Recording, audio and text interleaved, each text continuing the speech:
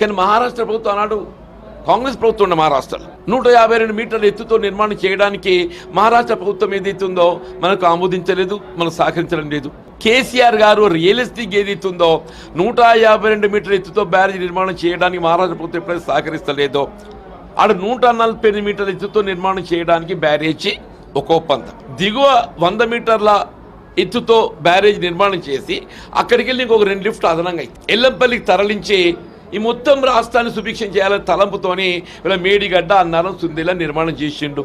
దశాబ్ద కాలంలో నిర్మాణం పూర్తి చేయడమే కాదు, ఆ ఫలాలు కూడా అందించాడు. మేము 23 నవంబర్ ఎన్నికలు ఏం చెప్పినామో, మేడిగడ్డ తోడు ఏదైతుందో మేడిగడ్డ ఎట్లా నిర్మాణం అయి ఉన్నది, తుమ్మడేటి వద్ద ఇంకో బ్యారేజ్ నిర్మాణం చేసి 148 మీటర్ల ఎత్తుతోని తవ్విన కాలంలో రీడిజైన్ చేసి సుందీలకు పట్టుకొచ్చినట్టయితే ఆల్రెడీ లిఫ్ట్ అక్కడ రెడీమేడ్ అవైలబుల్ ఉన్నది.